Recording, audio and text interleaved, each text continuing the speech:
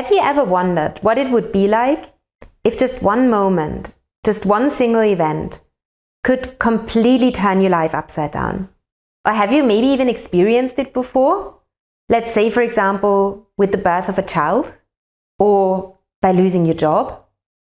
If so, then today's video is definitely for you. Hi, I'm Cornelia. I'm the founder and head of psychology at Brease, the platform for driven people who want to live their lives with more ease and less stress. Today, we are going to look at two different types of events and the kinds of stress they can cause. So we're going to look into something called major life events. Now, what is that? What are major life events? Major life events are situations that, as I kind of indicated before, have the ability to turn our lives upside down. So they're normally single events, single moments, single experiences that have a long-lasting impact. Now, the first example that I mentioned was the birth of a child. And as I already illustrated, this is an experience that has a very clear beginning and a very clear end. It might be half a day, but then the experience itself is over. However, the impact, the child, that lasts, that stays. And so if we look at events like this from a stress perspective, what we quite often observe is that such major life events usually cause a spike in our stress levels. And this spike subsides, yet the impact of the event does cause changes, and that for us often requires an adaptation period. And of course, it's not only the birth of a child that could be an example of one of those major life events. If you've ever started a new job, even that qualifies. And of course, starting a new job is also a positive event. And it's not just one day, of course not. However, even when you start a new job, at some point, the new job is only your job. It's not new anymore. So it's again a similar concept. Something happens that causes your stress level to spike. You might need to adjust. You might need to learn. You might be really tense in the beginning when you go to your new job. But after the adaptation period, your stress level kind of goes back again. And that's a very natural process.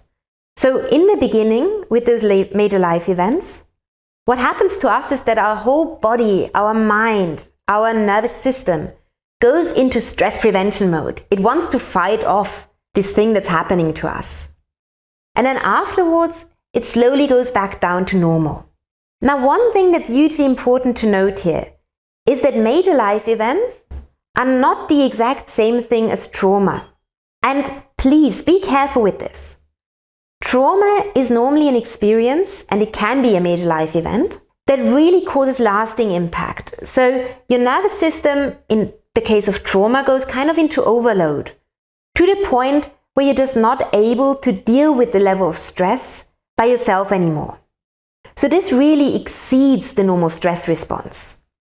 And if that applies to you, please do make sure to see a professional. Because in case of trauma, it's essential to get support.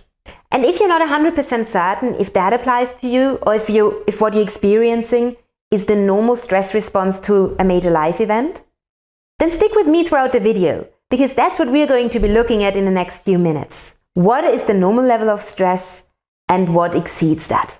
Now, of course, the major life events that I just described are not the only thing that can cause us some kind of stress. Quite the opposite. Most of our stress comes from something called daily hassles. And this is now the point where I'm pretty much almost 100% certain that each and every single one of you has already experienced at least one of those. So what are those daily hassles? They're also called our minor life events, which means, for example, you have a really tight deadline that you're struggling to hit. Or maybe you have a colleague you really can't stand and they cause you to hate your work. Or maybe you just have a really terrible boss. Either way, any of those can cause a spike in your stress level, but way not as high as the major life events would. So what happens with those minor life events? Again, your stress level goes up a little bit. However, it decreases a lot quicker as well. And that's the biggest differentiation between a major life event and a daily hassle. And now let's be very clear about this. Stress is not generally bad. Like, not every stress is a problem. And I guess any one of you who's ever had to do a bit of a night shift because they were struggling to hit a deadline or because they had to study, will know that a certain amount of stress and adrenaline can actually be quite helpful in those situations. So really, not all stress is bad. However, stress can become bad when it becomes chronic. And that means that the next stressor happens before this little spike could already vanish. So in that case, your body, your mind, just doesn't have the time to kind of recover from the previous stressor. And this can happen in both cases. It can happen with major life events where the spike is higher and the adjustment period takes longer. But it can also happen with your daily hassles. For example, if you have one deadline and you haven't yet recovered from catching up on that before the next deadline hits. And then at some point, your stress level kind of stays higher. Your stress hormones stay in your blood and your body doesn't really get to the point where it can get fully back to normal. Now, this is also the point where it can become unhealthy. But what does that mean? Let's look into the question of how do I know whether my stress level is still healthy or not? And before I even dive into that, let me be very clear. There's not one simple answer to the question, when is it unhealthy? The truth is, you actually have to get to know yourselves a bit about this. But I can hopefully give you a bit of input what you might want to look out for. So usually, the first thing we spot is our first little symptoms of stress. And I want you to observe that very clearly. Check in with your mind, check in with your body. Notice how are you feeling, how are you behaving when everything is good? And how is it when you're feeling very tense or very stressed? And what you might spot, for example. Some of the first symptoms are very often tense muscles. So for me, typically, I notice tension in this muscle in my neck. Why? Because when I'm stressed, I tend to pull my shoulders up and then that tension doesn't go away anymore. The second thing I might notice is that my jaws clench overnight. So I might wake up with a toothache because I've actually just bitten my teeth the whole night. It might also be something like, I don't know, a twitching eyelid.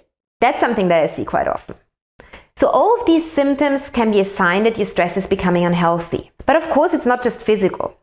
You might also notice that you have trouble sleeping, falling asleep because your thoughts are racing, or you wake up in the middle of the night because, I don't know, maybe a thought popped into your mind and you can't fall back asleep. Or you might struggle with focusing. Wait, where did I put my keys again? Yeah, I know that one. In either case, all of these are the first symptoms of stress. So it's not yet really bad, but again, it's also not good anymore. So this is already the point where you definitely should make changes. Ideally, you want to step back one more step and check in with yourselves. Before I even noticed those symptoms, was there a warning sign? Maybe was there a little bit of tension before I noticed the heavy tension? Are there any warning signs that I can learn for myself to identify before it gets to this unhealthy level? And that's what you really want to do. However, as I said, all of these symptoms that I mentioned just now, they are fairly normal. So they can happen in this adjustment period after a major life event, or also in a period of multiple daily hassles. That's quotation marks okay. As I said, okay does not mean you shouldn't make changes, definitely do, but it can happen. However, if we don't make the changes at this point, if we don't intervene here, then those symptoms might become worse. For example, struggles with focus and sleeping could turn into actual anxiety or depression. Tense muscles could actually turn into proper chronic problems with your muscles and your skeletal system. Or if you might have noticed changes in your appetite early on, that could lead to stomach ulcers. I mean, there's even been shown a relationship between stress and diabetes. So a lot of these early symptoms that we can notice, if they persist over a long period of time, they can actually develop from single symptoms into illnesses or disorders. And that is what we really want to prevent, because that is where it becomes harder to treat afterwards. So why is it important to understand the different events that can cause you to stress, the different types of stress, and the different reactions to stress you might show? Well, let's be honest. It is only when we understand our own stress patterns that we can develop real mastery of our own stress levels. What does that mean? Well, if we understand what kind of events might cause us to stress, and especially might cause us to experience unhealthy stress, only then we can set interventions early. And by setting interventions early, we can possibly completely prevent those events from happening. And even if we can't really avoid these events, we can prepare for them. And we can really focus on self-care and on managing our reactions. And that is what stress mastery means. It means that we understand our patterns and learn how to work them so that the stress doesn't affect us as badly. So if you want to learn more in depth about major and minor life events and how to differentiate them, refer to our blog post about the topic, because that's where we really dive in deep. And if you want to learn more about how to work with your stress reactions, how you can manage them better, then definitely hit the like button and subscribe to our channel, because there will be a video coming up on exactly that topic. Thank you for watching. Bye.